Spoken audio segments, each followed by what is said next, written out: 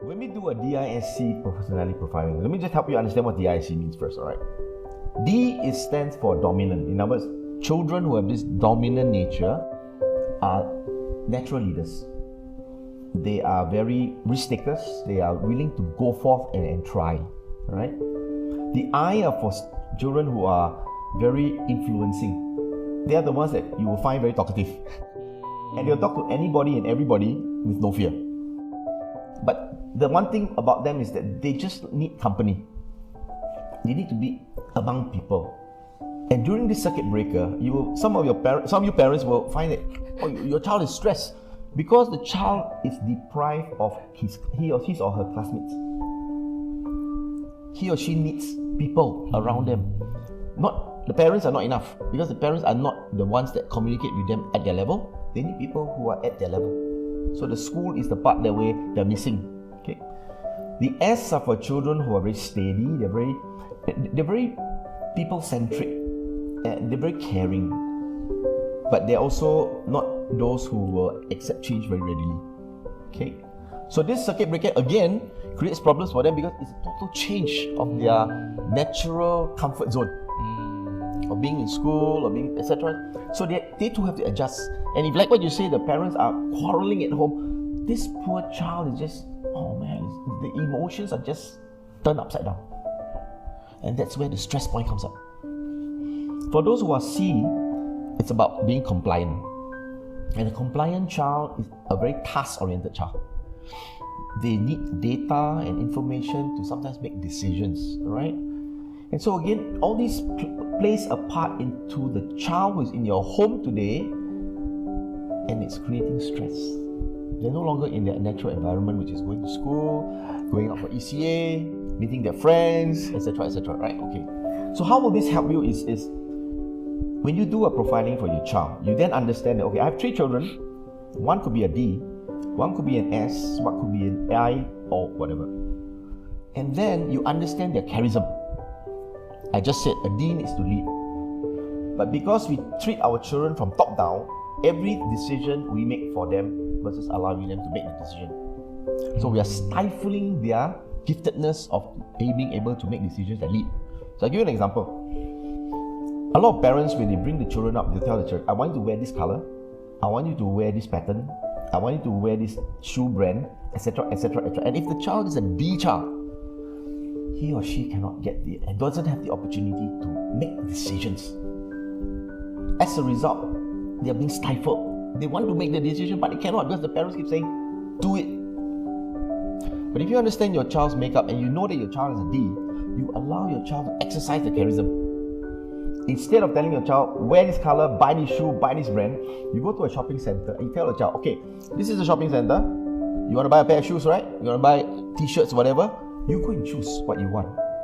The color you want, the pattern you want, the size you want, etc. When you're done, text me, call me. I will come and pay.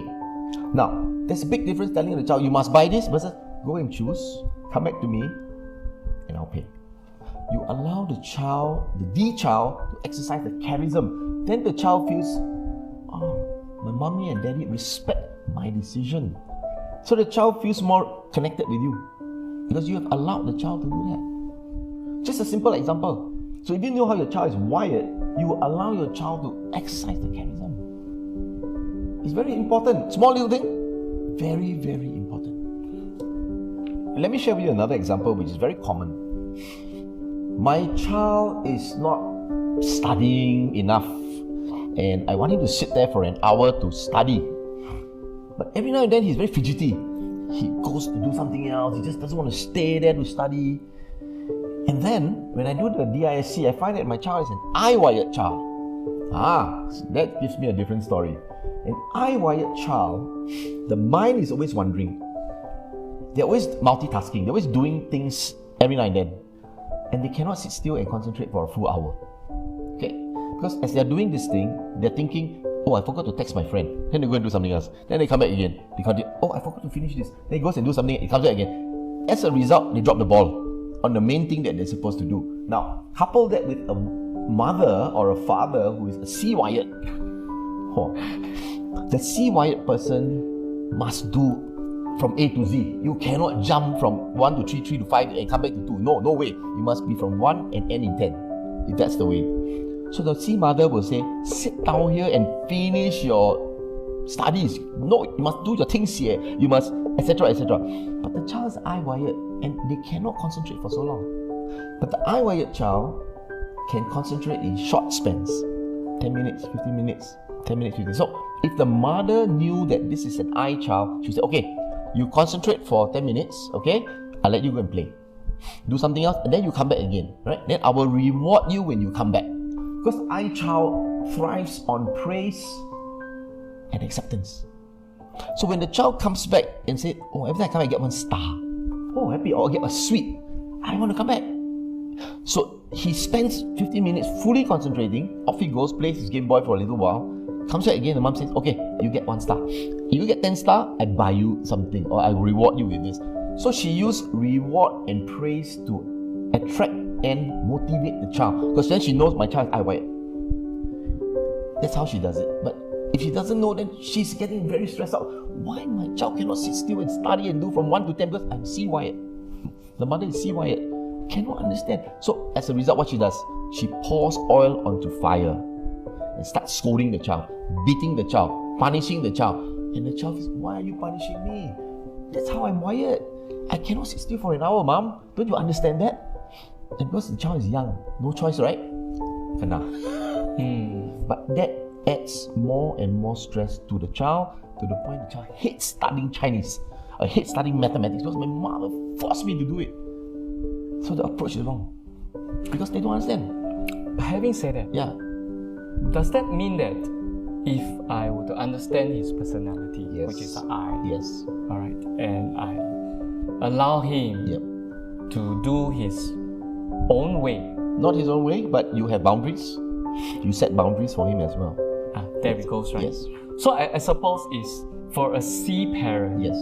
to able to systemize Yes. in a certain way that allow his personality, Yep. alright, to grow, Yep.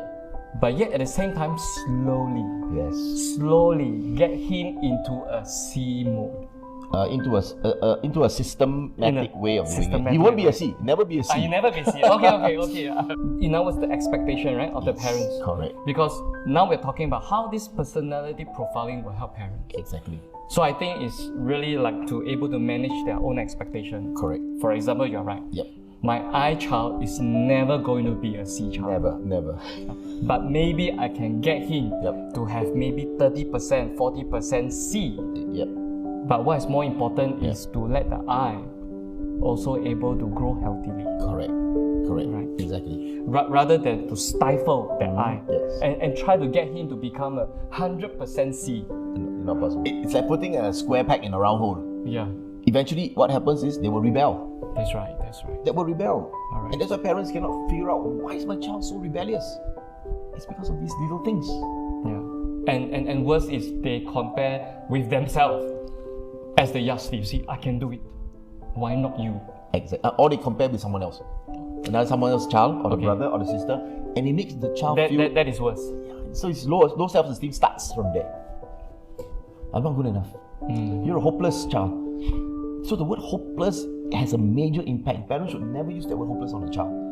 You're telling the child, and sometimes, like you earlier said, some of the children take a really silly decision and do something silly. And all these years that you brought your child, you want to see that to waste? Why? Yeah, why waste the child's life?